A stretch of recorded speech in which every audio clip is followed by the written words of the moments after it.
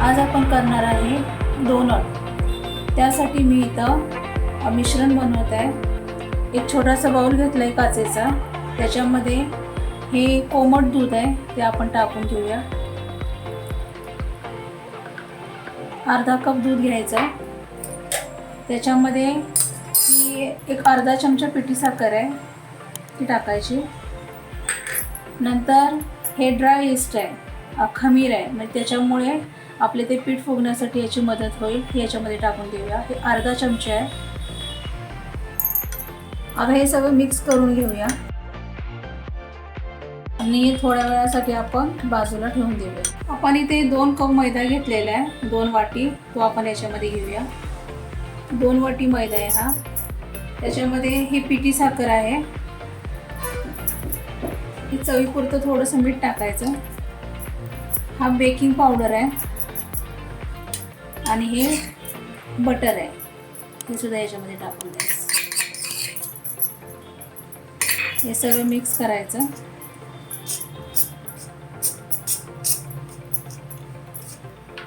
हे जे आपण दूध, ईस्ट आणि थोडीशी साखर टाकली होती, हे याच्यामध्ये मिक्स करायचं। आता आपण हे पीठ मळून घेऊया।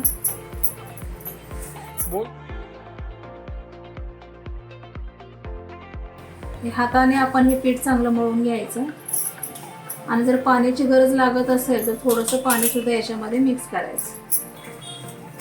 अशा प्रकारे हे पीठ चांगलं मळून घ्यायचं। आता हे पिठाचा गोळा आपण या भांड्यामध्ये ठेवून द्यायचा आणि याच्यावरती तेल टाकायचं। थोडंसं तेल टाकून घेऊया याच्यावरती आपण।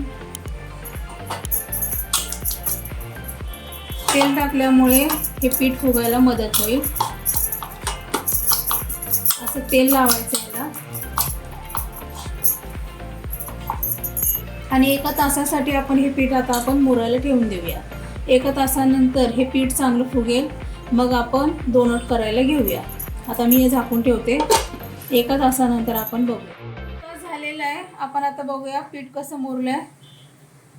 हा, पीठ चांगलं फुगलेलं आहे, चांगलं मुरलेलं आहे पीठ। आपण त्याला आता परत जरासं मळून घेऊया।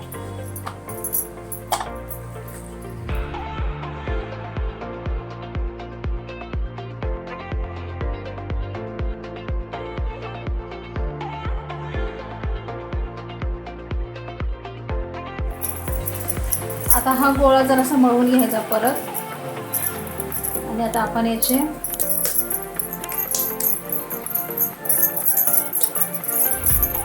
डोनट बनवून घेऊया। अशा प्रकारे आपण असं लाटसर लाटून घ्यायचं, जास्त पातळ करायचं नाही। आता आपण याला डोनटचा आकार देऊया।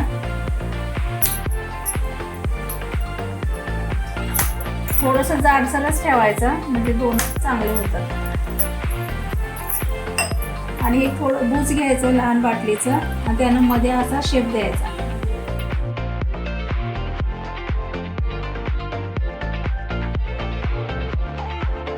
अशा प्रकारे आपण बाकीचे डोनट बनवून घेऊया।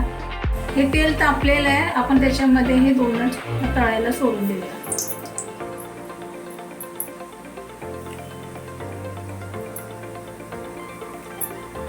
दोन्ही बाजूने चांगले फ्राय करून घ्यायचे हे डोनट, आतून पण चांगले फ्राय झाले पाहिजे।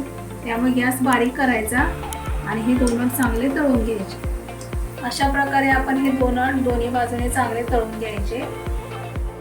असे आपण सगळे डोनट तळून घ्यायचे, असे फुगले पाहिजे डोनट आणि रंग पण असा सोनेरी आला पाहिजे। आपले हे डोनट आता चांगले तळलेले आहेत, त्यांना आपण एका प्लेटमध्ये काढून घेऊया। अशा प्रकारे आपण बाकीचे सगळे डोनट आपण या तेलामध्ये तळून घेऊया।